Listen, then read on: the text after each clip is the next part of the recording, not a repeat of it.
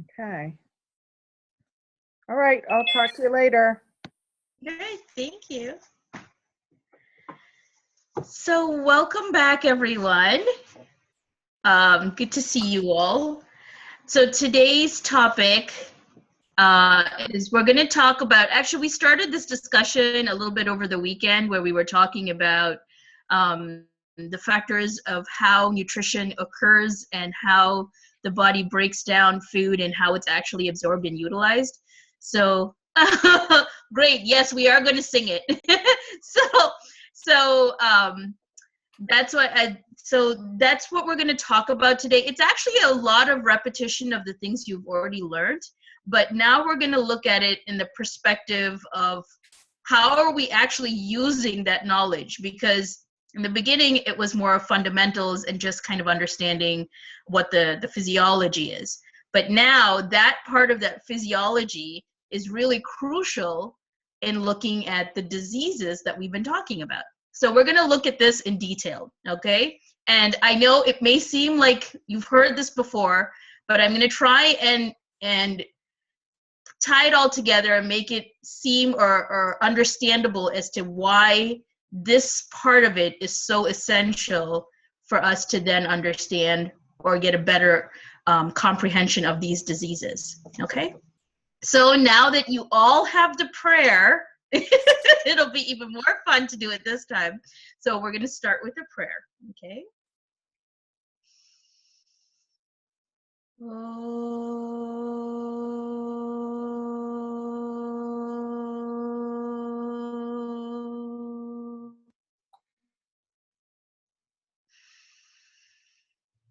Yo Vishwam Vidadati Pati Satatam Samharayatyanjasa Srishtva Devyamahauschadischa Vividhan Durikarotyamayan Vibrano Jalana Chakasti Bhuvane Piyusha Punam Ghatam Tam Dhanvantari Rupamishamalam Vandamahe Shreyase Vandamahe Shreyase Vandamahe Shreyase. Om Shanti Shanti Shanti.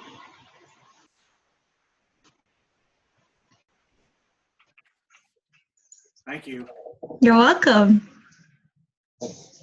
So today's topic, and I hope you all got the PowerPoint. I did send it along with the invitation for the webinar. Okay, so I'll just share my screen so you all can see.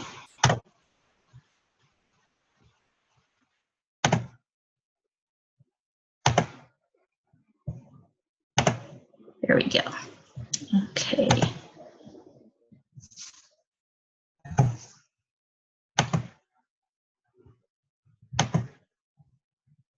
Okay. So this is somewhat of a reminder of what we had gone through. And basically if you remember in part of the conversation where we were talking about what is the importance of Agni and what is the importance of the different types of Agnis and how they play a part in the formation or the presentation of these different sort of endocrine disorders, since all of these different disorders are essentially caused due to a deviation in the Jatra Agni and in all of the aspects of functions of Agni in the body, okay? So what I wanted to look at today is how does this issue get impaired? And when we specifically look at the nutritive factor and we look at how these Dhatva Agnis, either in the aspect of the enzymes or even in the pathways for hormones, which is also, again, another function of Agni, how this actually starts to trickle down and how it becomes a problem. So in order to understand first why this part is important, or why this aspect is important, we first need to see what the normal functioning is. Excuse me. And by understanding the normal functioning, understanding the details of that, then it becomes all the more easier to understand why a simple thing like a person's diet can be such a significant causative factor for this disease, okay? So just a quick recap of what we had talked about over the weekend. As we looked at the 13 different types of Agni, and the Jatra Agni being, of course, the most important because it's the one that sort of takes control, or basically regulates the function of the other Agnis, which is the 7 Dhattva Agnis and the 5 Bhuta Agnis. So remember, the Jatra Agni is sort of carrying out the primary function of digestion in the stomach. We have the 7 Dhattva Agnis, respective for each one of the dhatus, and the Bhuta Agnis, which is sort of like the enzymes responsible for transformation of the 5 elements from food, and that which helps in nourishing the five elements in the body. And we'll talk a little bit more detailed about that as well. Okay, so therefore, anything, now the reason I'm adding this in here, anything that causes a variation or a change in this normal functioning of Jatra Agni is where it starts to then create a change in the other Agnis, and therefore it starts to produce disease. Okay, so it will. And how do you regulate the intensity of the Jatra Agni? You do that by having a proper wholesome diet. And of course, we know that there is multiple factors that is considered or that is included when we use the word wholesome, or that which is healthy, or that which is satmya, okay, which is conducive to health. So that sort of diet, basically a diet of food that is healthy, that has all 6 rasas, that is consumed at the proper time, in the proper quantity, at the proper stage of digestion, which means the person is hungry, so therefore they're eating, and all of these other factors. Okay, so that is what helps to maintain this Jatra Agni, which is the one causative factor that basically regulates everything else. Okay, so therefore this is crucial to maintenance of the Jatra Agni, the diet, and it's also responsible for longevity and strength of the individual. So this, again, I wanted to just remind you of the functions of how this Agni works. So its first function is it helps in Sanghata Bheda, which means it helps in disintegration or division. So basically very similar to what we see in, like if we look at nutrition and we look at physiology of, or a breakdown of food. You know, in the stomach, they say that because of the churning with the gastric juices and the enzymes and the stomach acid, the different components or different nutritive factors in food start to separate, so that it will be easier to then be further digested and metabolized and absorbed. So you say it starts to separate out, or you start to break down, like the complex carbohydrates, the fats start to get emulsified, and so on and so forth. So this is how it's described from a modern perspective. Similarly, we're also looking at the same sort of thing. The only thing is what we're looking at is what is actually being broken down. From our perspective, what is indicated, excuse me, or what is described as being broken down is actually the separation of the nutrient factor, or the essence of the food, and then the waste products of the food.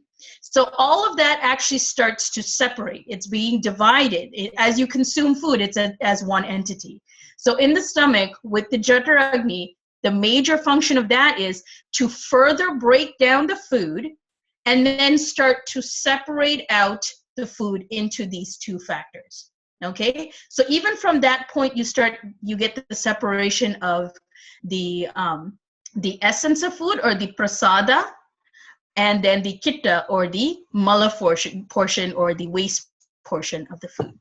Now, in that also, at that time, there's also a division, or there's also a separation that is occurring. And So what we want to look at is in physiology or in the basic concepts of Ayurveda, they describe these three different nyayas or these three different laws of how to understand how the dhatus are being formed or how they're being nourished. So those three laws are what we're going to really talk about today. And in that, there's actually a lot of information as to understanding how our body actually utilizes the nutrition that it has and what is the mechanism of how it works. Okay? So Sanghata Bheda is basically that division or that separation or that sort of selectivity of basically taking out or separating out. This is all going to be the water component, this is going to be the earth components, and they're kind of separating out, so it's then easy to absorb or to utilize the specific components of food. Okay, instead of it all being all mixed together, it's now being somewhat separated or broken down. Okay, so that's very similar to what we're going to talk about in a second in the Kalekapota Nyaya, or the law of selectivity. In another aspect of what happens with the function of Agni, it's also responsible for parinama, which literally means change or transformation. So in the process of transformation, and I'll talk about the difference between transmission and transformation in the Nyayas in a second. But in parinama here, in the process of moving or in process of breaking down or moving, in what we describe is the nutrition is moving from one place to another. In the process of moving as well, it's also simultaneously nourishing. It's also simultaneously forming the dhatus. So in that process, energy is actually being produced. It's being, because of the breakdown and the transformation that is occurring, it's creating energy, it's creating heat. So what is typically described that as metabolism, it's very similar to what we understand in this Nyaya as well, Kedara Kulya Nyaya, or the law of transmission. So in that case, there is the parinama, or the changes, or the transformation that is occurring.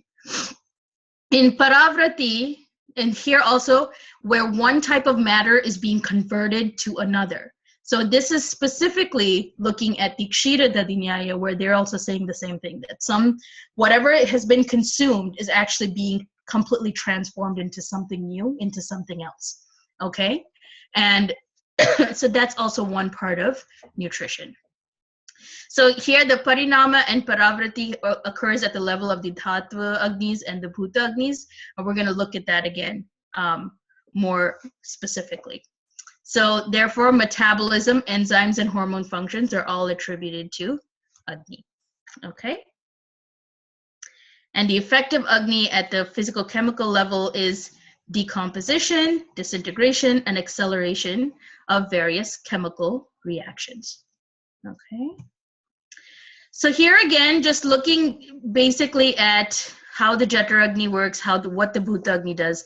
The Jataragni, as I mentioned, it is responsible for the separation of the Prasada and Kitta, the Bhutagnis for the separation of the 5 elements, and the Dhatva-agnis for metabolizing or for formation of the dhatus. Okay, so these are the Nyayas. The 3 Nyayas are the 3 aspects of when we look at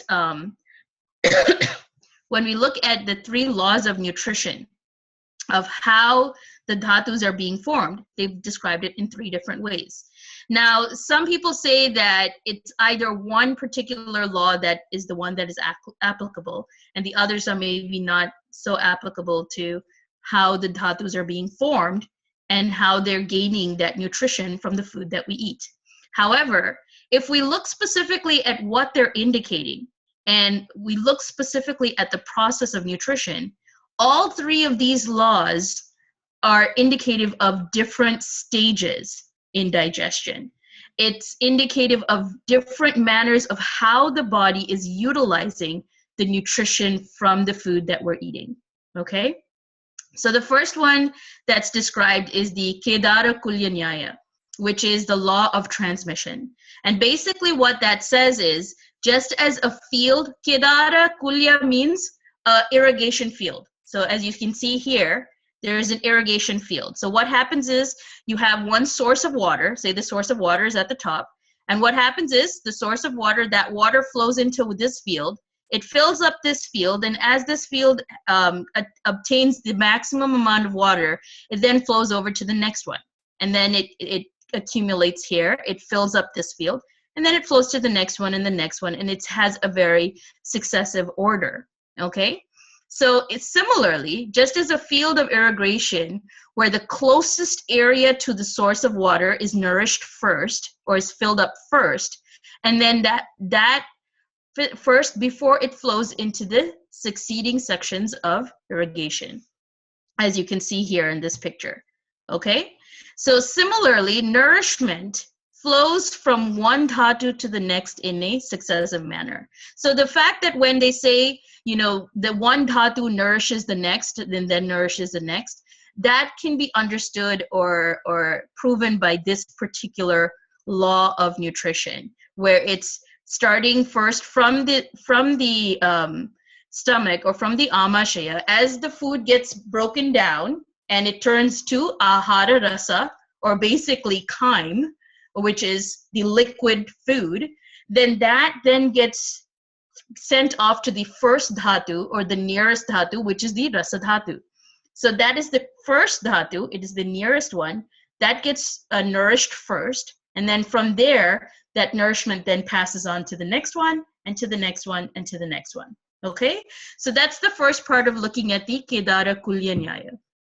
The second part of it is that there is the Kaleka Potanyaya, or the law of selectivity. And what that says is that if there is, very similar to how there's a group of pigeons, that you have a pile of seeds, and pigeons come in and they select, or they pick out the seeds that they want, they take that up and then they fly away.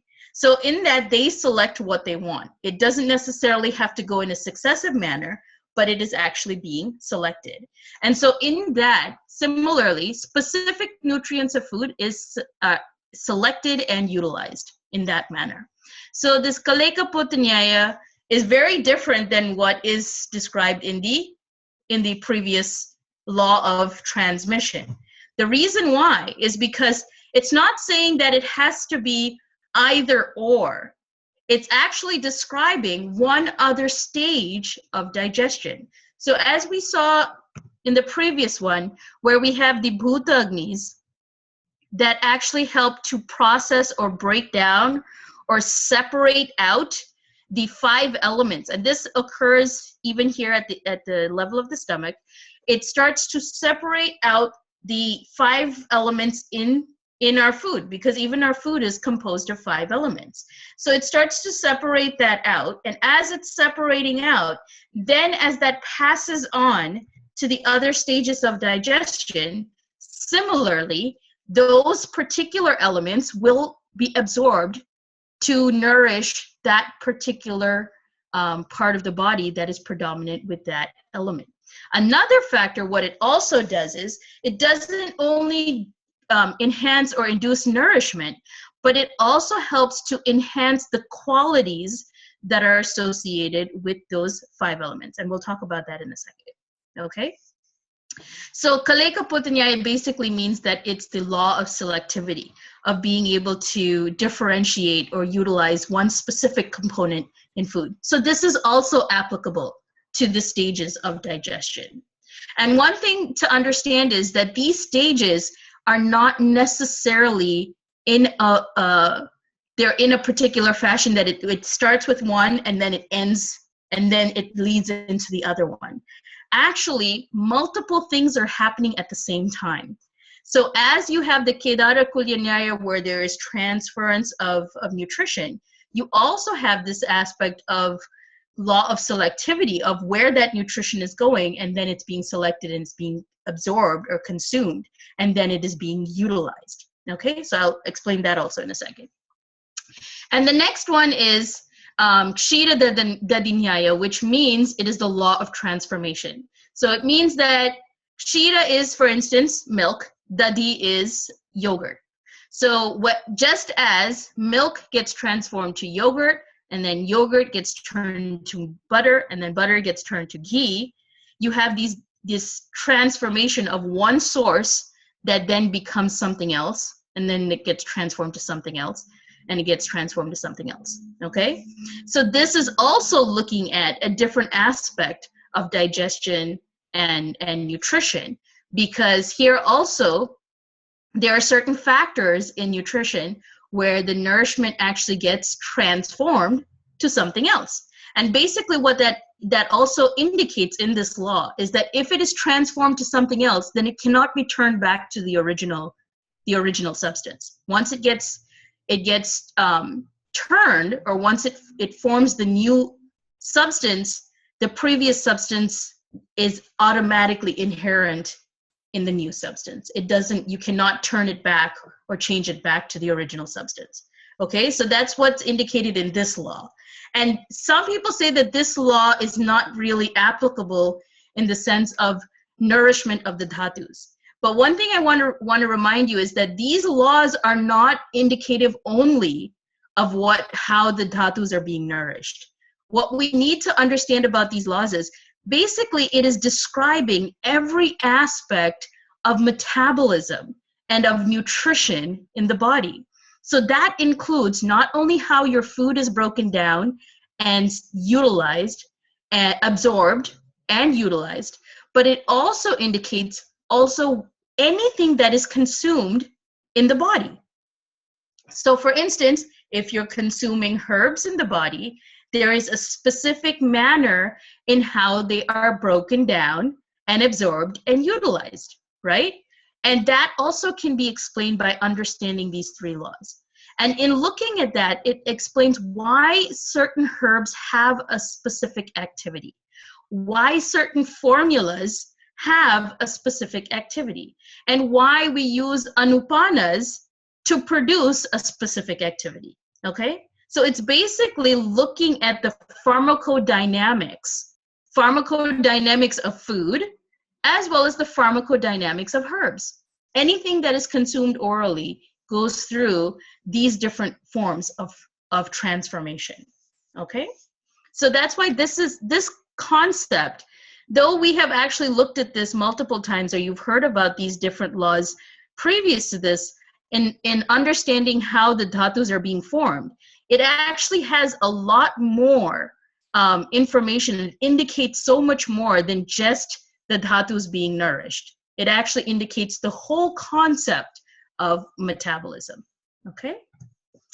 So if we want to look at specifically where we can notice or where we can observe these particular laws of nutrition or nourishment or metabolism, you can see here. So for instance, when we know that the Jatra Agni is the main Agni that is responsible for separation of the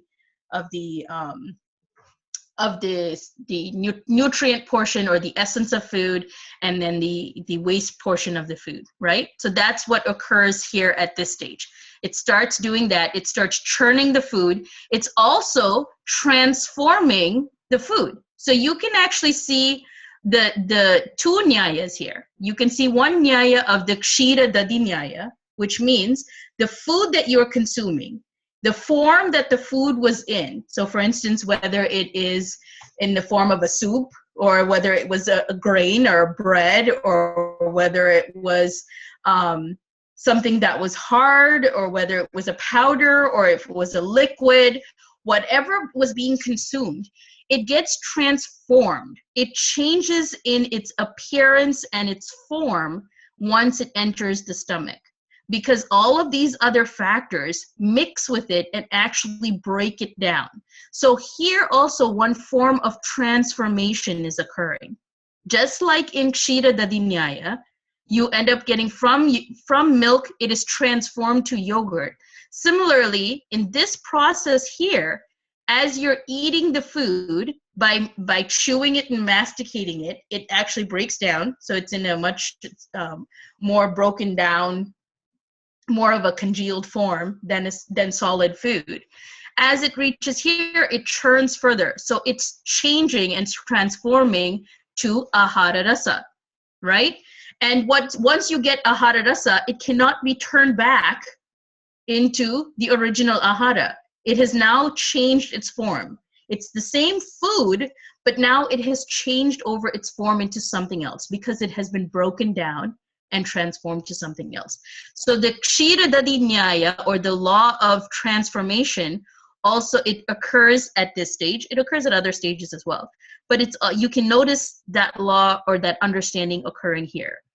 Okay? Also, you have the Bhuta Agnis actually start doing their work at this stage here. They also are responsible for separation of the 5 elements. So it starts over here. So just as they describe that you're breaking down the food and you're churning it, in the process of churning, just like we see in regular nutrition, it separates out and starts to break down the particular factors of food, like the carbohydrates and the proteins and the fats and all of that. Similarly, in Ayurveda, we say that it starts to break down or separate out the 5 elements. Okay, so these 5 elements are now broken down, they're now separate, and it's now kind of ready to be further metabolized.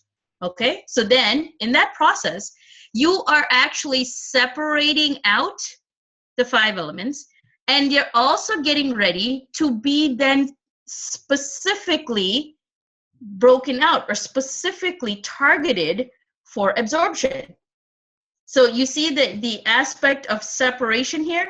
You're separating out the 5 elements, making them ready to be then selected according to their qualities, according to which one they want, that actually then gets selected as well.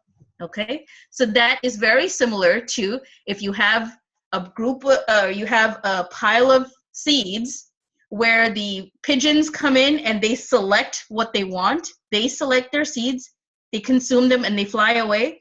Similarly, you have this aspect of where the 5 elements get separated, and as it goes down here in this stages of nutrition as well, there is that selectivity of specific nutrients that need to be absorbed in a specific manner for a specific targeted site. Okay? So in looking at that, this is also one aspect where you see this law of transformation, or this law of nutrition. Now, in the transformation process, the action of the Bhuta Agnis and Dhatua Agnis are continuous at all stages of digestion. So just as we saw here, the Bhuta Agnis are acting here. It doesn't only act here. It acts simultaneously even at the levels of the Dhatus as well, because even the Dhatus are composed of the 5 elements. So you have, in the process, you actually have to look at this as a very broad picture with very, very specific, minute actions, and they're all happening simultaneously. The one thing to remember is these transformations are not exclusive. It's not just at this stage of digestion only this happens, at this stage only this happens, and at this stage only this happens. They actually all happen simultaneously. And that's why in looking at that, it now starts to make sense why that when we've described so much of information about the type of food you eat and how it should be consumed and when it should be consumed and what quantity it should be consumed in, all of that now will start to make sense because it has been broken down to a specific science of looking at how each and every one of those factors influence this normal process that we're describing here. Okay? So the action of the Bhuta Agnis and the Dhatu Agnis are continuous at all stages of digestion and metabolism. It is not restricted to just the stomach or at the Dhatus, but also found at the Upadhatus and also at the Malas. Okay? The Bhuta Agnis separate the respective 5 elements in food, but are also responsible for transformation and enhancement of the gunas associated or present in each element. And we're going to talk about that in a second. So what do we mean? We're looking at not just the 5 elements as nutrition or just as you consume things with high predominance of water elements, so it adds to the water element in the body. But it's not just in a factor of addition, or it's just not in a factor of nutrition, but it's also a functional aspect of this process of metabolism.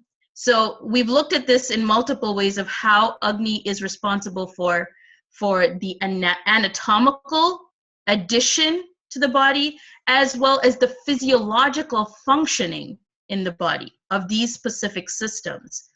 So in the Bhuta Agnis, here also it has a physiological component where it is responsible for enhancing or sort of activating the gunas or the qualities that are inherently present with these elements in the body, okay?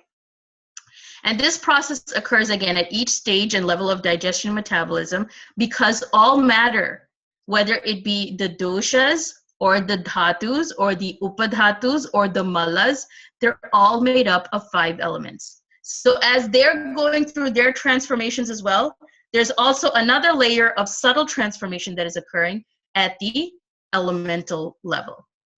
Does that make sense?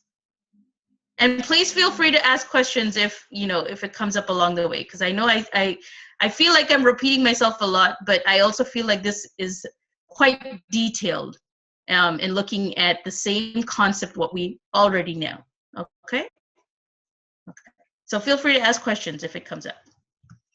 So we were talking about it enhancing the qualities of, we're looking at the qualities that it enhances, okay? So when you eat leftover food, the elements are essentially dead, so the gunas are tamasic.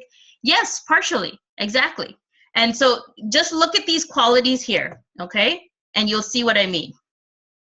If you look at these qualities here, you'll see what I mean. So in Charaka Samhita, in Sharirasthana, they have actually described what are the qualities that are inherent in each and every one of the elements. So these are actually some things that you already know as well. But in looking at it, it has, again, a function as well as it has a particular characteristic. And these characteristics are there present in the body, okay? So for instance, Akasha, or the space element, has the following qualities. It has Shabda, or sound. It has Shrotram, which means the sense of sound perception, or the ability to perceive sound. It also has Lagutvam, which is lightness, Saukshmya, which is minuteness, and Viveka, which means the ability to cause division or distinction, okay? So that all of these qualities are associated with the space element. Next is Vayu, or air. And so air has Sparsha, touch, Sparshana, the ability to perceive touch, Raukshya, which means roughness, Preranam Dhatu Vyuhanam, which means formation and driving force of the dhatus, and Cheshtascha Sharira, responsible for all actions in the body, okay? So those are the qualities that are associated or that are present within, those are the qualities that are present within these elements. A tree falls in the wood, yes, exactly. So in order for it to make a sound, it needs this, you cannot make sound with it without space, okay? Sound cannot exist without space. It exists within the element of space. So for instance, you ever notice, like, if you have a completely filled vessel, do you think that it makes sound? What do they say, that in order for you to produce sound, it needs to have space that creates a vibration, and the vibration itself is what creates the sound, right? So the sound actually manifests because of the presence of space. So what they say is, the cause and effect. So the cause for sound is actually space, okay?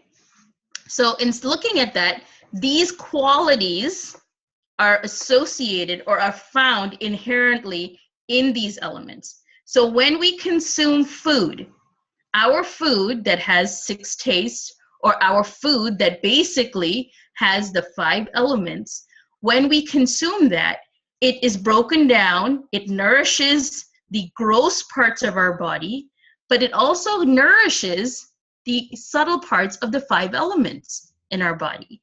And what it is basically nourishing or enhancing are these particular qualities. So for instance, there is the normal nourishment and enhancement, and then there is the excessive nourishment and enhancement, or there is the depleted form or non-enhancement of these qualities, okay? So you can deplete these qualities as well if you're not consuming things that have enough of this space element, okay? So does that start to make sense now? Why our food is so essential in what we eat and how we eat that, and how it then transforms and it enhances these particular functions in our body, which then can start to deviate. Even within one meal, it can cause a deviation. And if there is other factors in your body that can help to balance it off, then it does. If there aren't other factors, or if your consequent meal or your following meal after that does not correct that imbalance, then it adds to the imbalance, then it starts to build, and it starts to build. So this is looking at the absolute specifics of how what you eat can affect your actual health and to what level of your health it's affecting, okay? Okay, so the next one, so these are the qualities that are associated or that are inherent within the air element. The next one is Agni or fire. So fire has the qualities or the gunas of Rupam, which is sight, Darshana, which is the sense or the ability to see or the ability to have vision, Prakasha or illumination or light in the sense of like actual light, not light in weight. Bhakti, which is digestion and metabolism, and Ushna, which means hot or heat production. These are all the gunas of Agni, okay? The gunas of water is rasa.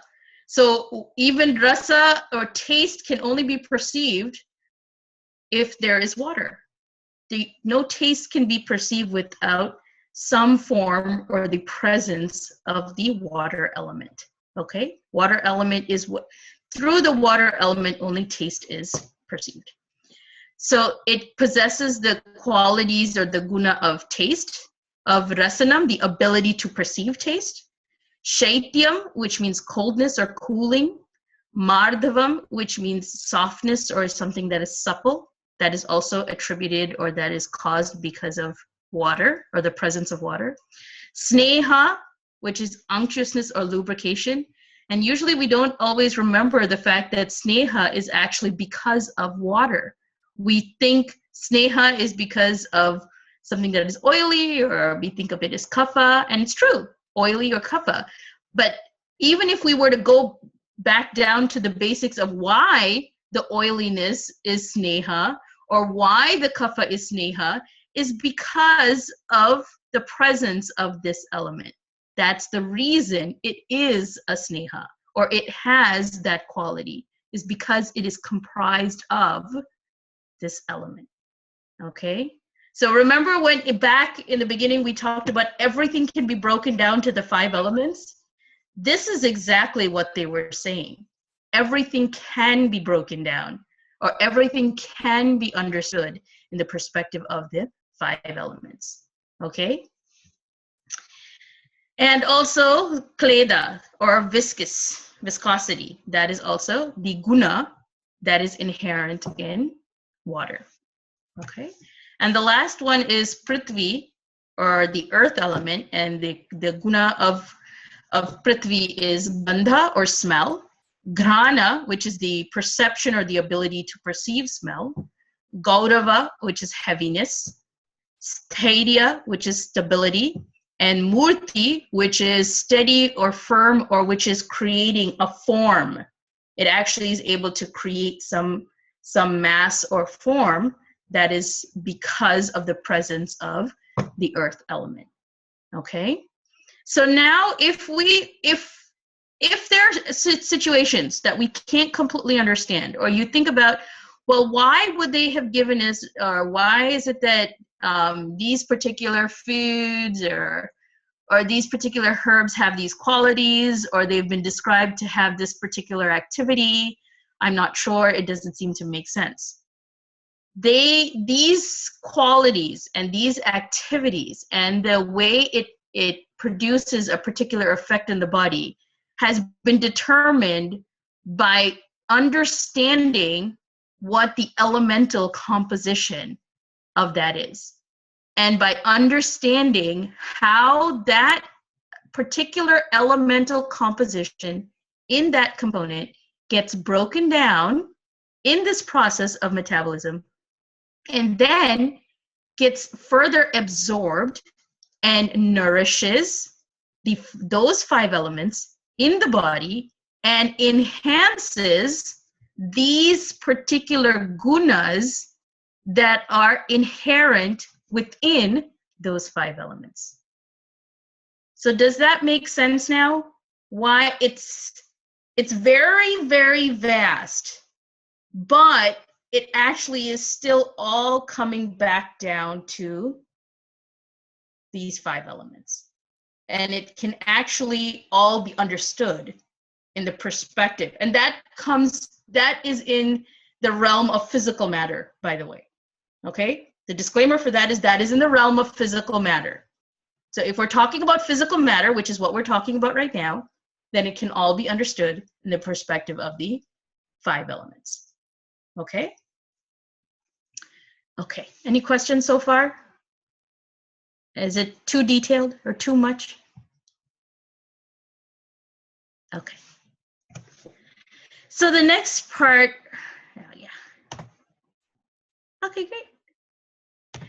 So the next part of looking at how the transformation or nourishment moves throughout the body, and this is the one that is the most commonly accepted or the most commonly described, because this is an easy one to understand, so that the law of transmission. So whatever you consumed gets broken down here, it starts to separate. Then from here, the ahara rasa is formed. The ahara rasa exits the stomach. And then from here, it is then further broken down by the rasa dhatu Agni, which forms the rasa dhatu. Okay, so here it is nourishing the already stable rasa dhatu, and the non-stable, so that is the sthai or the stable rasa dhatu. The asthai rasa dhatu is that which then gets transmitted or is then moves further to then be broken down or digested or metabolized by the rakta dhatu Agni to then nourish the rakta dhatu. Okay? And then once that is nourished, and that transformation process, which we'll look at in the next chart, once that happens, then that gets transferred to the next one, to the next one, to the next one. And so this is the order in which it goes. So just as we saw as in the paddy fields or in the irrigation system of it filling up one and doing its job here before it moves to the next one, before it moves to the next one and the next one, so that you see that here in the law of transformation or in the Kedara Kulya Nyaya. Okay, so it's moving from one to the next in this successive order. So this is a very common one, this one you know. Okay. And the next one, hold on a second here. So here we have, so we looked at how it is being transformed in this process. From there, we have, now we looked at only this aspect, right? But remember, there's another transformation that's happening here as well. From this rasa dhatu, as this rasa dhatu is being formed, right? So you have the ahara rasa that is then being broken down or being metabolized by the Rasadhatva Agni to nourish the stable Rasadhatu. So that is one form of transformation. But then in this process again, it's actually breaking down, it's being metabolized, and it is forming something new, right? This isn't something that existed before, or cannot exist. This cannot exist without the Rasadhatu. Similarly, Artava, or menstrual blood, or the whole menstrual cycle cannot exist or cannot be nourished without the formation of the Rasadhatu. So as this gets formed, so the part of the Rasadhatva Agni is not only in transformation or nourishment of Rasadhatu, but it is also understood that it is also carrying out the function of forming the stanya and the artava, or basically nourishment and keeping up the function of the menstrual cycle. And that's basically looking specifically more at the first half, or the ovulatory phase of the menstrual cycle. So the first 14 days, basically, of the menstrual cycle. All of this is being regulated by how this is being nourished and then transforming to this particular substance. And as this is transforming, remember, in the process of transformation, there's always that division or that separation that is occurring. So as it nourishes and forms this, it also then separates out to form the mala as well. Okay, so as you're seeing this transforming to this, once this is formed, it cannot transform back to Rasadhatu. So therefore, this particular law of transformation also applies in explaining how this happens. These upadhatus are formed from the dhatu. And if there's also the argument that what is the difference between a dhatu and an upadhatu? The difference is that this doesn't go on to nourish anything else, whereas these go on to nourish the others. These are there only for the purpose of carrying out their functions. Okay, they are formed and they carry out their functions. Whereas rasa dhatu and rakta, these dhatus have two particular functions. One function is to form itself and form these upadhatus and all of that. It has its own function of nourishment, as well as its also function is to then nourish the successive dhatu. Okay, so it kind of gets divided in two ways. It goes one way, it goes in this direction, and one way, it then goes in this direction. Okay, and then from here, it goes this direction and this direction. Here, this direction and this direction. So as you can see here, in this process can be explained through this particular law of transformation, right? And this direction can be explained through Shira Dadinyaya, or the law of transformation. Does that make sense now? So this is the reason why all three of these laws of transformation actually apply. It's not just one. It's all three of them. Okay? So in looking at that, that's how we actually end up getting these particular aspects. Okay?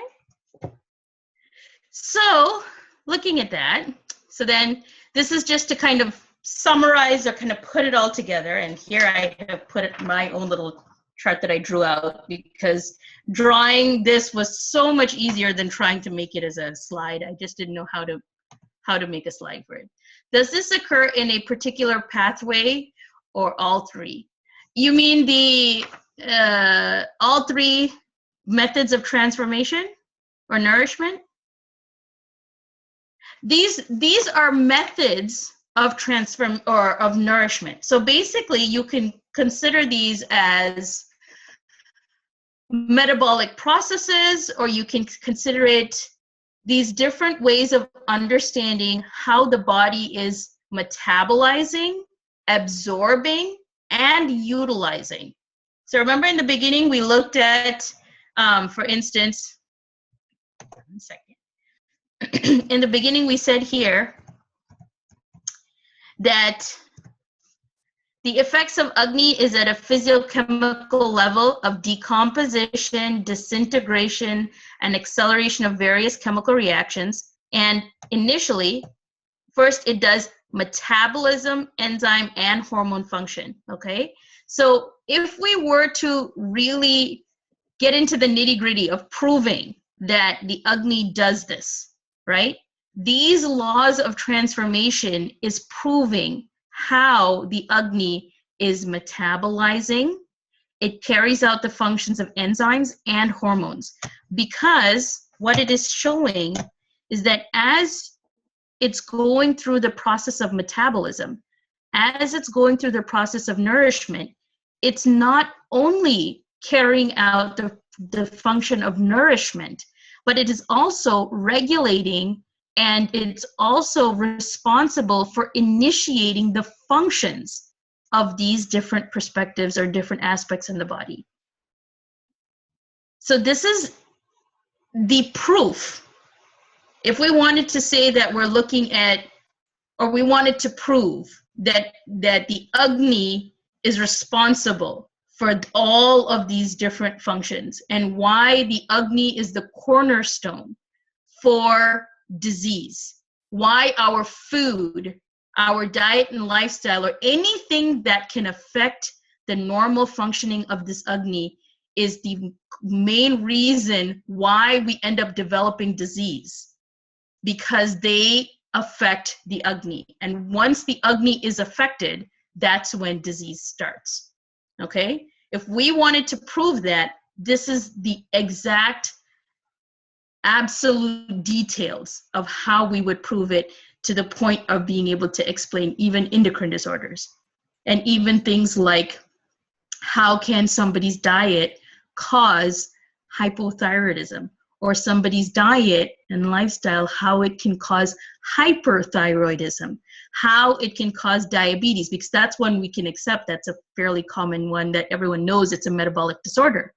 But if we want to say specifically how it is a metabolic disorder, why it is a metabolic disorder, why can we say that in Ayurveda, this is how we look at it.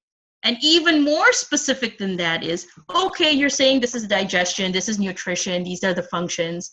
Then why does it settle, or why does it manifest in this one particular area? And even that will be explained in a second. Okay? Okay.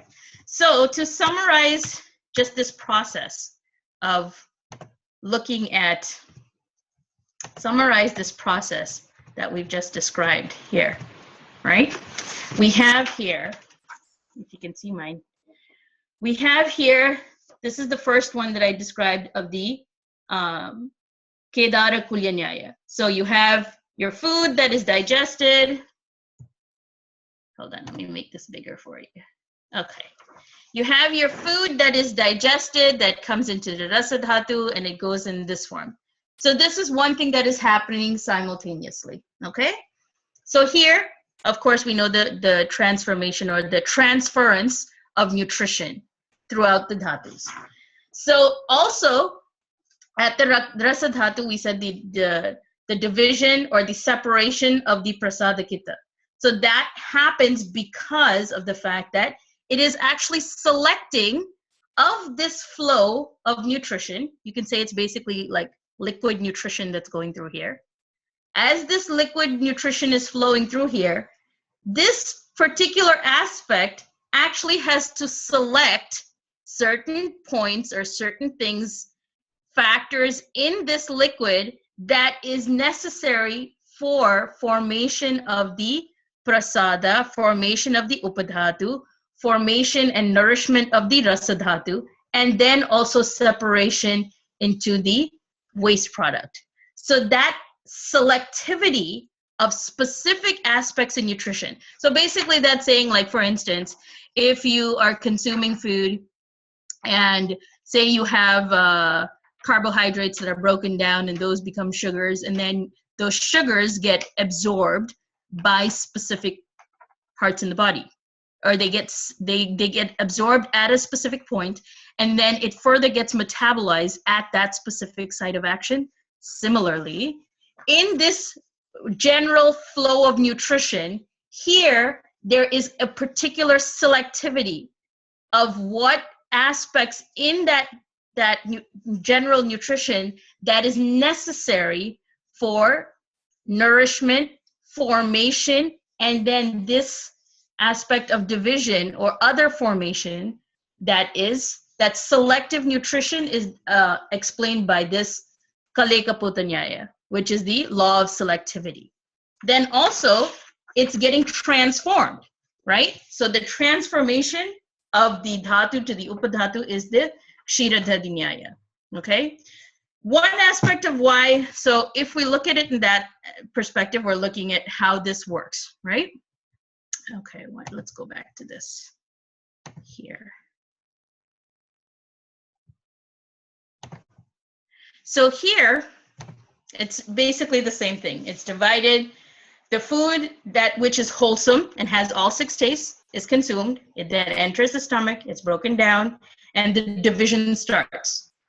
The breaking down and the separation and the metabolism starts, okay? So the Jatragni does the major portion, separation. Then after that, the 5 elements also start to get separated. So it's easier for the body to then utilize that.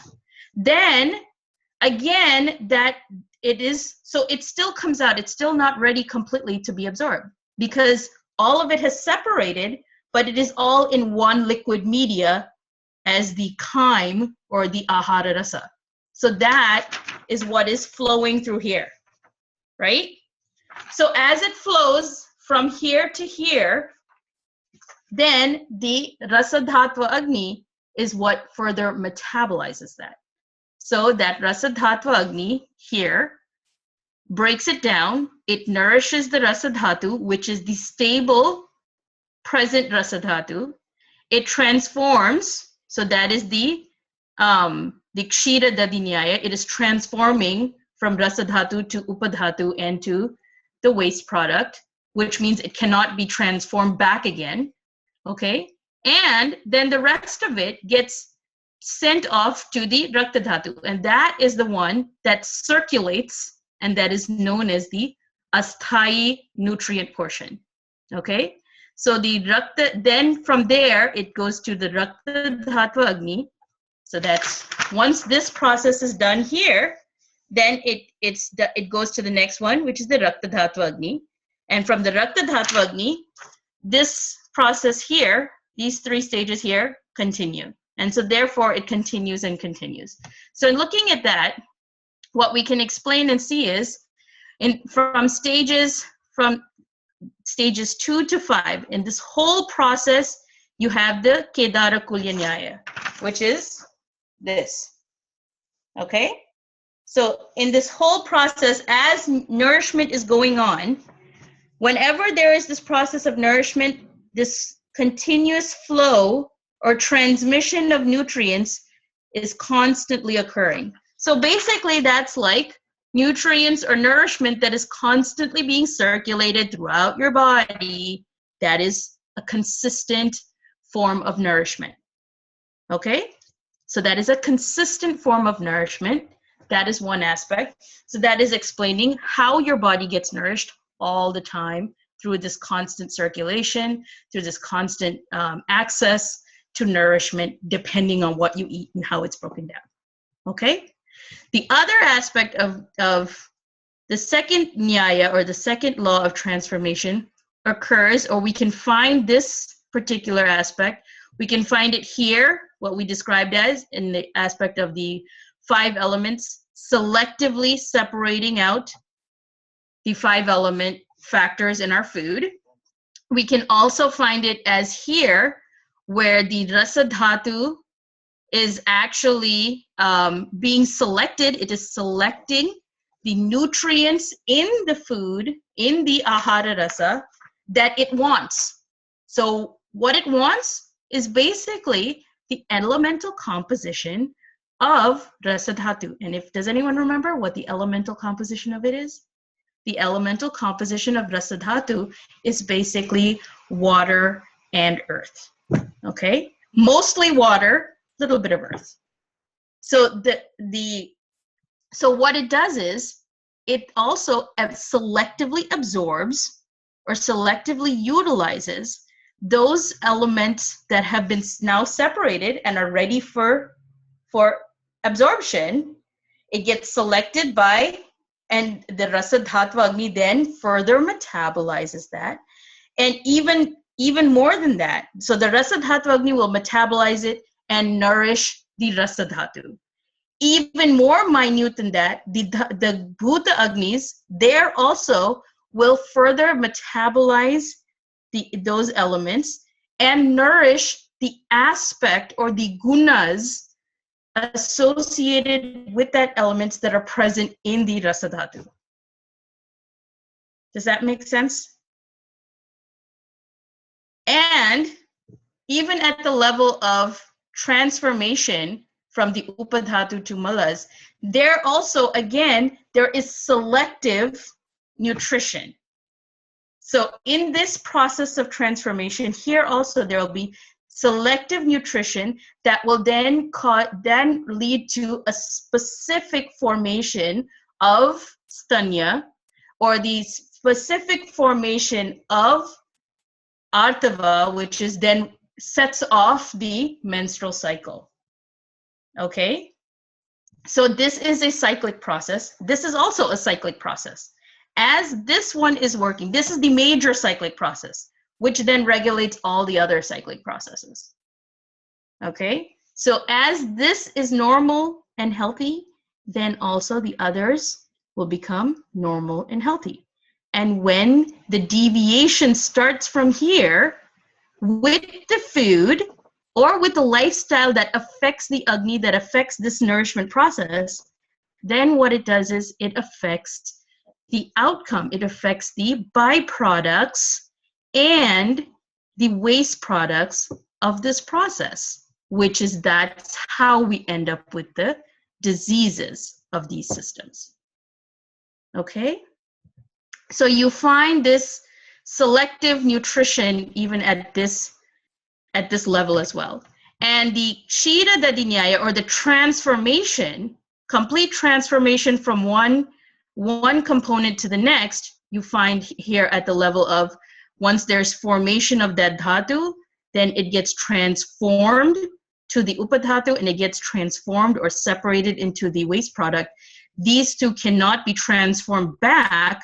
So this process of ultimate transformation you can find here at this level as well. Okay, so what we can conclude is that the Nyayas are indicating the method in which food is transformed to nutrients, how it is absorbed, and how it is utilized. Okay, that's what these three laws are indicating. And this is the specific way of looking at each and every aspect of how they work and why they work. Okay, it is interesting to see that the menstrual cycle can be easily regulated by food, even though Shukra is the last dhatu to be essentially formed. That's important because, now remember, the menstrual cycle is not Shukra dhatu. As we had talked about, remember, in the weekend, the menstrual cycle is not regulated by Shukra dhatu. That's right, it's regulated by Rasa dhatu. And the second stage, when it starts to accumulate in the uterus, and the second half of the menstrual cycle, or the last 14 days, that's when it gets transformed and it enhances the rakta portion of the cycle. But initially, it is actually formed and nourished and regulated first from the Rasa Dhatu, because it is a byproduct of the Rasa Dhatu. Okay, so you're right. Food, that's why food has such a direct relationship as to how the menstrual cycle can be regulated. And it seems, again, so obscure or so general that how could food really do that? But this whole long description that we've just gone through is basically proving how it can do that. So when we tell people, we don't go through this whole long description for them as to how your food can affect your menstruation. But what I want you to understand, or I want you to think of, is that there is a logic to prove why this happens and how it is responsible for either regulating or causing a deviation from the normal because of a change in this particular process. Okay? Again, this is the reason why Charaka says if you can maintain your Agni, that in itself is half of your treatment.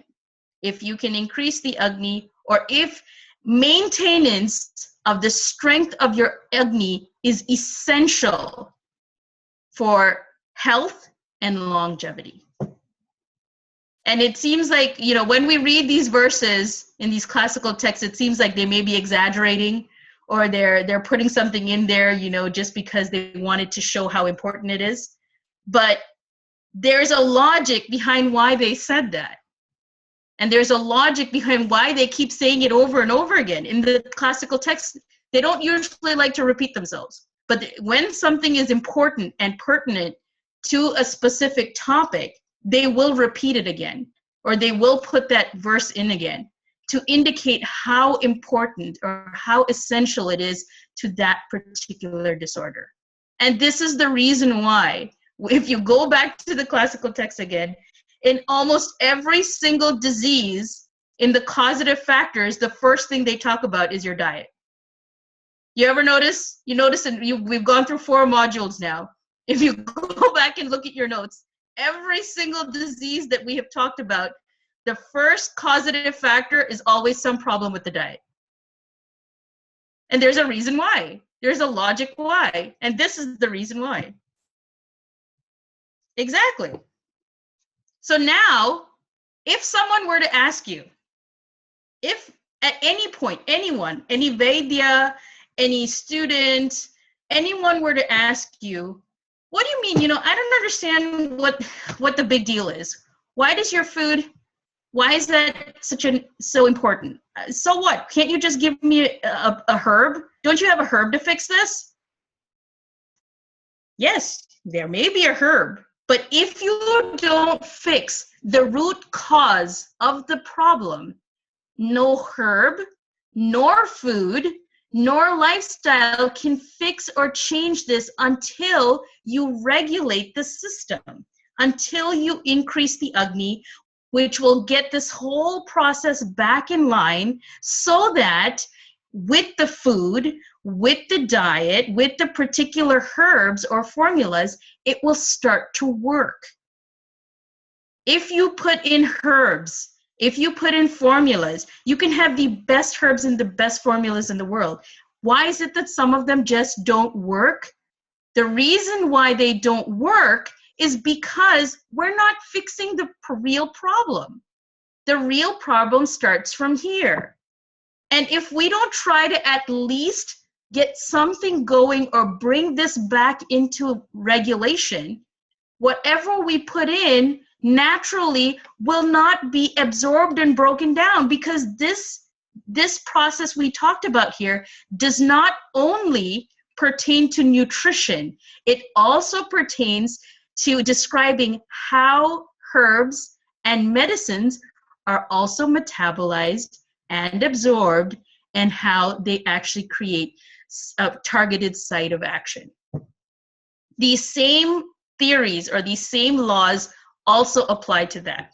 So that's why these 3 laws are really important to understand, because it basically explains how your herbs work too.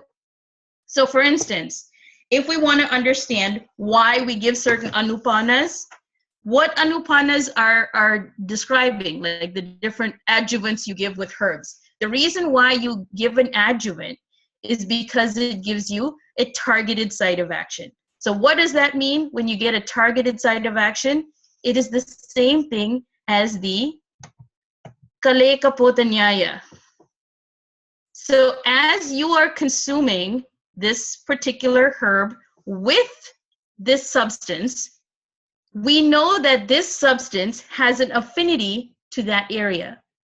So what happens is it gets sent directly to that area. So an example of this is why we use ghee as a media for treating neurological disorders. We went through the neurological module, right? Did you notice that almost every single thing that we advised in formulas was in the form of either a ghee or an oil? Did you think why? Why did I not advise? You could use the same thing as a capsule. If the capsules or if the powders was the best way or the easiest method of administration, yes, it is. It is easy for administration. It is the most available that's here. But why does it not always produce the effect that we want? It's the same herb. It is the same combination, but as a powder in a capsule or as a ghee, or even that same powder mixed with a ghee, why would it then enhance the action of that herb? Because you're using the media that has a particular affinity to that particular site of action, which is explained by, again, the kalekapotanyaya. Ghee or oils have an affinity to the nervous system. The nervous system immediately selects that type of nutrition. So whenever you take anything with ghee, whatever it may be, in a neurological condition, it will select that kind of nutrition and it gets sent directly to that area. That's the reason why in a neurological disorder where there is a deficiency there, we would select that sort of thing, that we would use the herb that we know to help to pacify that condition in the media of a ghee, so it has a selected, targeted site of action. Similarly, or will ghee just be absorbed, as you say? Yes, provided that the Agni is strong or provided that the Agni is normal. Yes, absolutely. This is also the reason why in every single form of treatment, again, the first and foremost thing that you do is increase the Agni. Remember, do you all remember in the beginning that I told you that there was one Vaidya who, no matter what disease you have, it doesn't matter what you have, first 3 days, you have to take ajwain or ajamoda churna 3 times a day before each meal, 9 doses. You have to do this before he gives you anything else. And what the reason why was because that ajamoda or that ajwain was really great in increasing your Agni and also digesting Ama.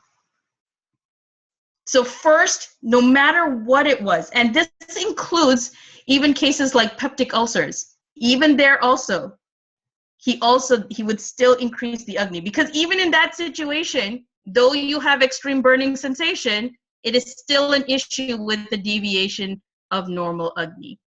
It's still a factor that it started because of a problem with Agni. So you do have to increase the Agni. And actually, by increasing the Agni, it actually helps to pacify that condition.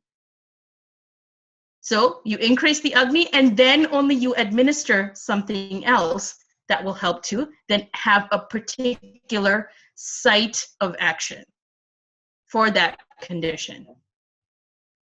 So if you notice again, if you go back to, again, your notes, and you go back to see our line of treatment always starts with increase your Agni. So this description, actually, what we're talking about today, this originally was part of the first module. Okay, this description actually comes in the first module. The reason I didn't put this in the first module was because it was too detailed. And it was really hard to be able to put this much of detail in the beginning and throw it at you where it might be a bit too confusing. But I thought it would be equally important to put it in here, because now At this level, you can actually start to see why changes in the Agni and why the food that we're eating and why our particular lifestyle that is again affecting the Agni, how that can trickle down and how it can be very targeted, very specific causative factors for these diseases that we're seeing. And why also these diseases have become so prevalent in our society. Okay? So if anybody asks you this question, you can tell them. You may not, you can decide how much of detail you need to tell them or if they would be able to understand this. But so for instance, if a Vaidya asks you this, or if someone at a Nama conference is having a chat with you and they start to ask you, but I don't understand, I read this or I saw this, or what is your perspective on this, or what is your take on this? Then you can explain to them. And even if this is hard to understand today, or if this is a lot to take in today, I would really suggest or encourage you to try and visualize and observe how your body is reacting with different types of food that you eat. Or even if you have certain conditions, try to trace back and see if you can trace back to see what was happening in the beginning before you got sick. What was your lifestyle like? What was your diet like? And when did you start to notice that things started to change? And when did you start to notice that it started to deviate into these various different areas? And what you can usually do is you will be able to trace back and see what the causative factors are. And sometimes that's hard. It's really hard to admit, even if we're looking at ourselves. It's hard to admit that there are certain things that we may have done or may not have done, or we may have contributed to our condition. But usually you can actually really trace it back. And you can see what the root cause for the problem is. Okay? So this is just a general, concise statement of how we looked at this process and how to describe where these three laws of nourishment or metabolism or absorption is taking place, and how we can understand how it contributes or explains how the body is working with this stuff. Okay? So the next slide, we still have a few minutes. So another thing I wanted to put in here is just to look at dhatu formation, which is, because we're talking about formation of dhatus and we're talking about nourishment of dhatus, but even this question hopefully would have come up earlier, or when you were studying your fundamentals, is how are these dhatus even being formed, or why do we say they're being formed in this particular order? So even that has been explained. In embryology, actually it comes in the chapter of Grahani, by the way. They have described, Charaka Acharya has described how these dhatus form from the preceding dhatu. So rasa dhatu is the essence of all the food that is consumed, okay? It is clear, it's a clear light liquid, and this essence of rasa gets transformed into rakta by the heat of pitta. And this heat of pitta is what imparts or gives it that reddish color. So rasa dhatu or plasma doesn't really have a color, but rakta does have a color. So it is the heat from pitta that imparts the red color to the rakta dhatu. This rakta dhatu accompanied by vayu, which is air, jala, which is water, tejas, which is fire, and ushma, which is heat produced by movement. These all help to compact this rasa dhatu, this rakta dhatu. It compacts it, it concentrates it, and that's how it gets transformed into mamsa dhatu. Okay? The mamsa dhatu further gets cooked or metabolized by its own heat, and also excited by liquid and unctuous nature of jala. Because of the fluidity and because of the snigdhata of jala mahabhuta, it gets transformed into medas, into medo dhatu. Okay. This medas is then further transformed by enzymes present within the meda dhatu. It enhances the components such as Prithvi, which is earth, Jala, which is water, and Vayu, which is air, which makes the medas hard, which kind of hardens the fat. Okay? And because of that, it causes it to become hard and rough and results, as a result, forming Asti Dhatu. Okay? So the Asti Dhatu, or the bony tissue, gets formed from the hardening of the fatty tissue. So by the Vayu and Akasha, or the air and space, predominated and forms the porous nature of the bones. So from the outside, it dries it out and it makes it hard and rough. But internally, the bones get porous in nature because of the Vayu and Akasha. And what happens, that creates this porous nature of the bones. These bones are filled with medas. And when that medas and that snigdata that gets filled within the bones is then known as, or termed as, Majjadhatu. Okay?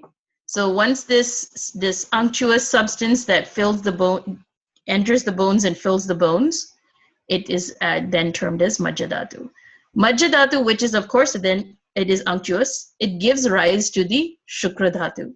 Through the porous holes in the Asti Dhatu, the Shukra actually exudes. So they describe this as, for instance, have you ever seen those earthen or the clay pots? If you have like a new clay pot and you put water in it, the water actually it seeps through the clay pot because it has tiny little pores. It's very porous. So the water just actually drains out of the clay pot. Okay? Similarly, through the porous, tiny little holes of the Asti Dhatu, the Shukra Dhatu exudes. So Shukra Dhatu actually exists in the tiny, minute channels throughout the whole body. It's there in the whole body. So as the person attains sexual desire, also known as Harsha, the Shukra Dhatu gets excited, or it gets sort of invigorated and displaced. And by the rise of body temperature from coitus, the Shukra Dhatu concentrates in the reproductive organs and is then expelled out. So in saying that, Shukra Dhatu for men is equivalent to the factor that is being expelled out and also responsible for reproduction, or it's the reproductive tissue. In women, Shukra Dhatu is also there. It is something that gets expelled out. However, the Shukra Dhatu in women is not responsible for reproduction. It is the Artava that is responsible for reproduction. Okay? So women also have Shukra Dhatu. Everybody has a seventh Dhatu. However, the functions for Shukra Dhatu in men is slightly different than the functions for Shukra Dhatu in women. The functions that are common between both of them is that it is the Dhatu that gets excited and gets expelled out during at the conclusion of sex. However, in men, it is also responsible for reproduction, whereas in women, it's not. Okay? So this is a general description of how from one dhatu, the next dhatu is being formed. And this is described in the process in embryology. Okay? So in looking at that, that's in embryology. This is what is happening now, after you're born, when you're consuming food on a daily basis. How long does it take for these dhatus to be formed? So Charaka Acharya states that it takes around 7 days from the time of consumption for it to be metabolized and form all the dhatus. So you consume food within, say, the first 24 hours or so, it breaks down and it starts to form rasa dhatu. Then, so that's the first day. The second day, then it takes another 24 hours for it to form rakta dhatu, and so on and so forth. And so that's how it takes actually 7 days to get the full formation of the shukra dhatu. And on the 8th day, when it is completely nourished, the shukra dhatu is completely nourished, that's how you end up getting the nourishment or the essence of ojas. And so remember, we were talking about ojas. Yes, so there are two opinions, by the way. This is the opinion there are two opinions. And in Shushruta Samhita, he says, in Shushruta Samhita, he says it takes actually around 30 days for the full formation of the seven dhatus, because he says that it takes actually 1 week. Oh, no, it's 1 week. I think it is 3 days. 3 days or 5 days. Yeah, roughly around 3 to 5 days for the formation or for the process for it to sit in one dhatu before it gets transformed to the other. Yes, it's somewhere between 3 to 5 days. There's an actual, I will tell you the exact number here. The exact number or the exact time and how long it takes is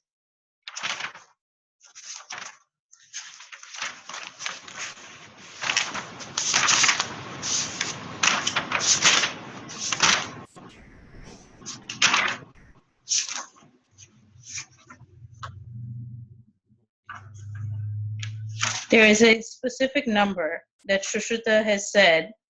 It takes, I think, 3,800 kshanas, which is roughly around 5 days. And that's how much it takes. So his opinion is that it takes this much time for the dhatus to be formed. Now, and Charaka says it takes 7 days. Now, the difference is what the explanation between these two different opinions is that it really depends on the intensity of the Agni. If the Agni is working normally, and if it is working healthy, it should form within 7 days, okay? Whereas if it is affected, if it is delayed, or if it is slowed down, it will take longer for that to occur. So the exact time for the 30 days, or according to Shushruta Samhita, is not completely clear. In Charaka Samhita, he's described it exactly as 7 days and how and why it forms within 7 days. So from my understanding, and this is my understanding, I guess you can go both ways, but both of these opinions are there, okay? Where it says it's either 7 days or it's 30 days. And I will give you the exact reference because I believe in references. The exact reference for the number of these is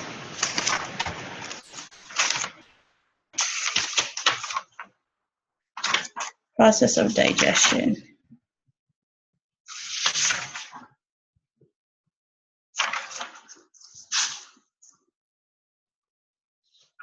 The exact day is, I believe it is, oh yes. The exact number of days is given in Charaka Samhita, Chikitsa Sthana, Charaka Samhita, Chikitsa Sthana, chapter 15, verse number 16. Okay? So he is stated within 7 days, this is how much time it should take.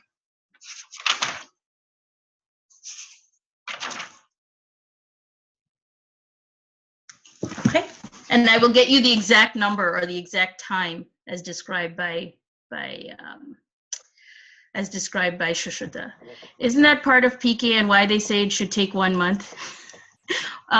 Could you describe to me which PK is supposed to take 1 month? Because it all depends. PK, again, according to how they're doing it or where it is supposed to be indicated, Panchakarma or which type of karma it doesn't have a specific time limit or number of days.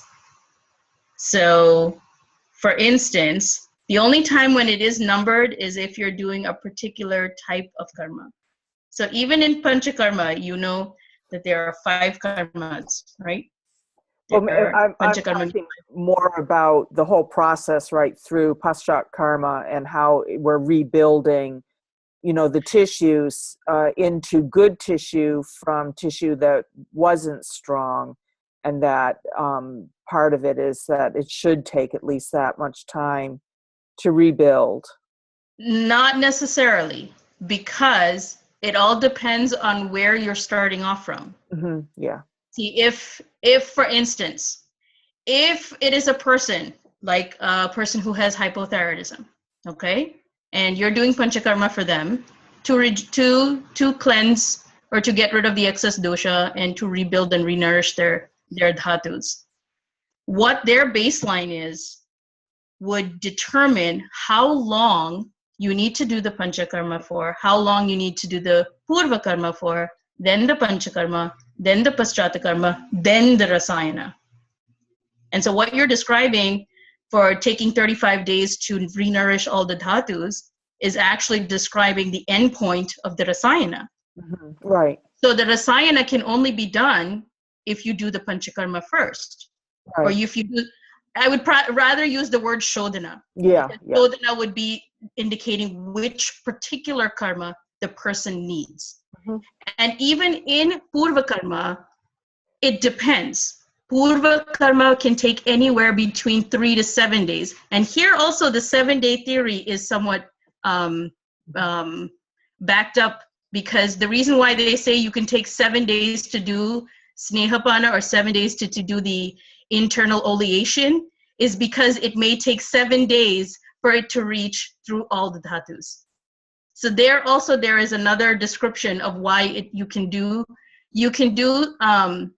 snehapana or internal oleation for up to 7 days, because it takes 7 days for it to reach all of the dhatus. That also has been described. So that's another reason why 7 days makes more sense. Another thing is, even in the purva karma or even in the oleation, it's not restricted to 7 days. There are many people who actually, it says it can be up to 7 days, but how to know when to stop is you look for samyak snigdha lakshanas. You look for when the person is completely saturated with oil. And so you notice, like, for instance, those of you who've done it in India, sometimes they stop you before 7 days because you are completely saturated with that oil or with that ghee even before the 7 days. So if you are saturated, you don't need to have any more. So that's what the samyak snigdha lakshanas indicate.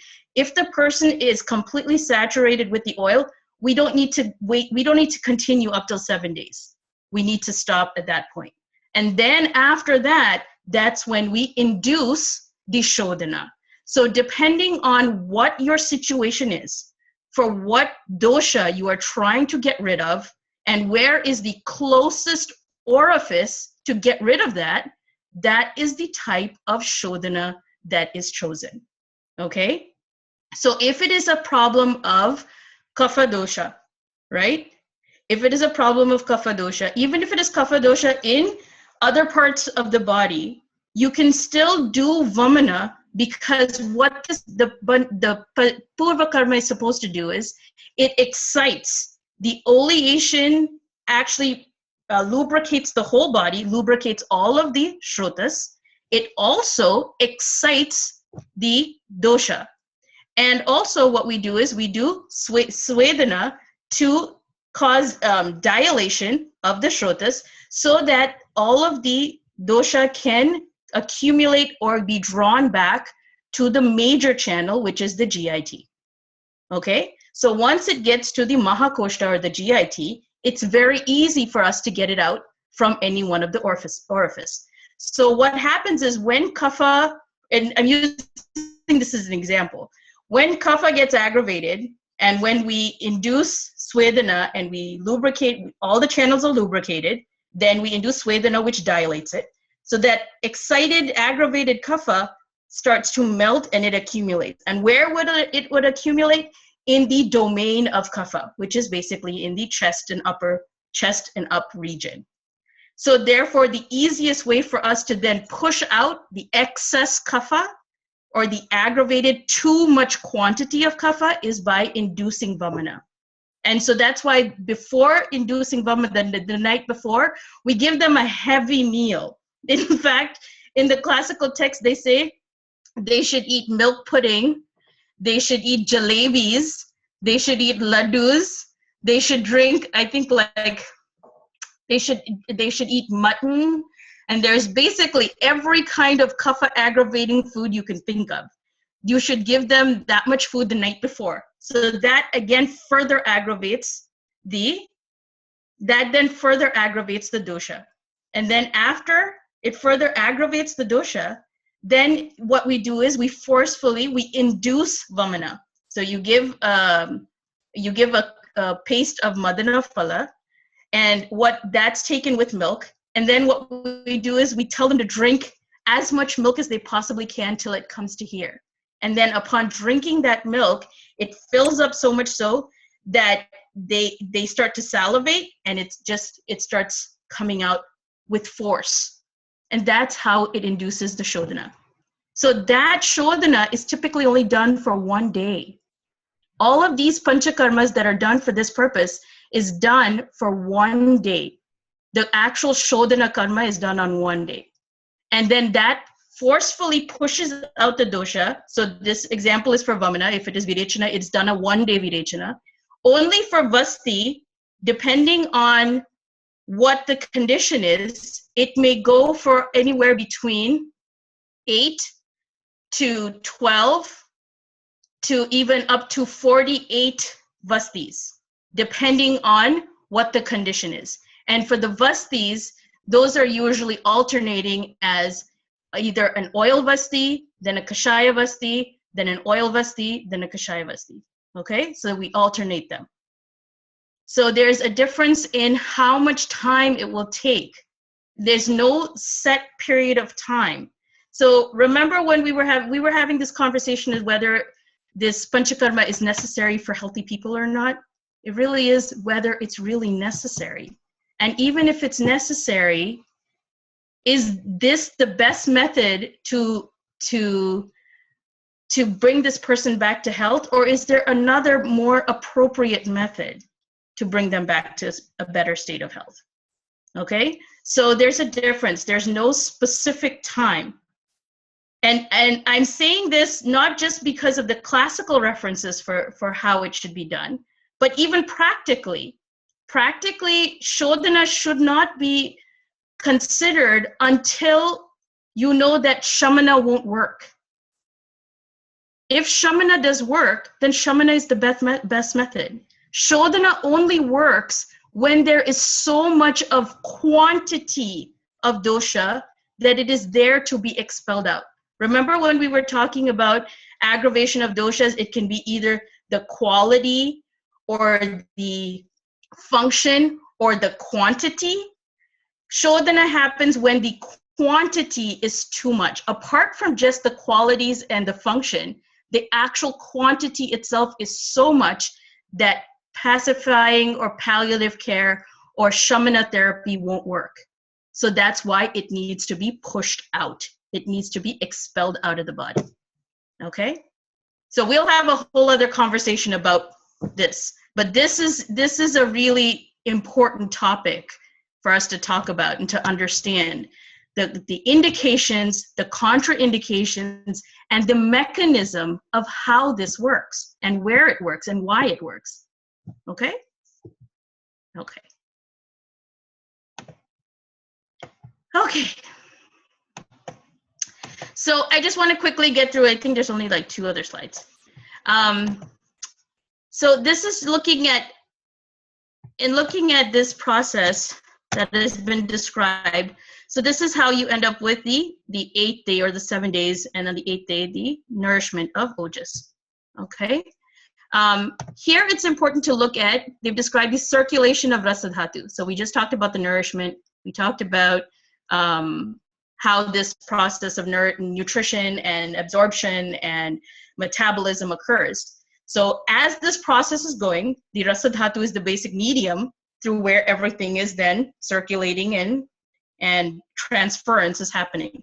Okay, so this rasadhatu circulates because of vyanavayu. It actually moves because of the movement, Vyanavayu pushes it, or Vyanavayu is sort of one of the mediums through how the Rasa Dhatu is able to circulate. Okay? So that circulates the Rasa Dhatu all over the body, and then these transformation processes start to occur in the respective shrotas. Okay? So if there is Shroto Vaigunya, also known as Ka Vaigunya, and there is the specific reference right here as to what this term means and what it is indicating.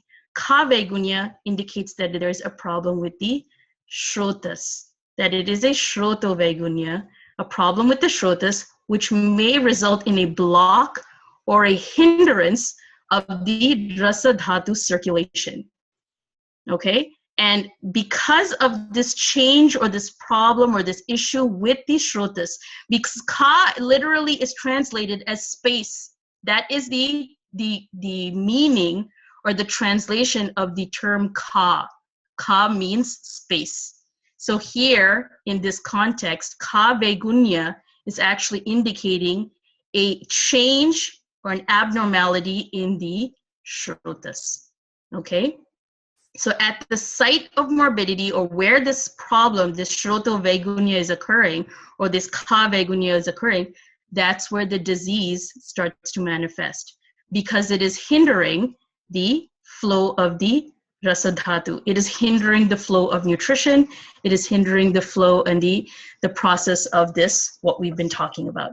So because of that, doshas also get vitiated by this particular change in the rasa circulation, which can cause them to localize and manifest symptoms at that location. So this is important because, again, in endocrine disorders, we see them manifesting at particular sites. It's manifesting, say, either at the thyroid gland or at the pancreas or at the pineal gland, or it's manifesting at these specific areas. But that's not to say just because of that localized action, that's where it has manifested. But this process can happen from everything what we were talking about prior to this process of circulation. Because what will happen, what causes this change in this Shroto Vaigunya is if there is either a problem or a change in Vata, or if there is a change in the quality of the Rasa Dhatu. Okay, and now what we've looked at is how there can be a change in the quality of the Rasa Dhatu. So this is important to consider in endocrine disorders because it's a direct relation to the inadequate Agni causing morbid changes in the malas, or resulting in blocking of the morbidity of the shrotas, then manifesting as disease. Okay? So originating again from Agni, and it's a systemic disorder. So in fact, even in Ashtanga Hridayam, they have described this again. So when there is an abnormal change in the doshas and dhatus, they conglomerate to form dushta or abnormal dosha dhatu functions. Both abnormal dosha and dhatu vitiate the malas or the kitta or waste products. These actually start to aggravate the gross channels. So the gross channels or the major channels of excretion of malas are actually these, which are known as the 9 dwaras or the 9 points of exit. Okay, so they are 2 in the eyes, 2 in the ears, 2 in the nose, the mouth, the anus, and the urethra. These are actually termed as the Navadwara. Okay, or the 9 doors for the pathway of prana. So because of this, if these major channels get blocked because of an issue with the malas, and malas are consistently being flushed out or churned out of these 9 different orifices in the body, if that gets blocked, then that can also lead to vitiation of the channels, the other subtle channels in the body, which are the 13 shrotamsi. Okay? So this is, again, very big picture, but very specific as well. Okay, so I'm sorry for going. Thanks, Anusha. You're welcome. Thanks, Anusha. You're welcome.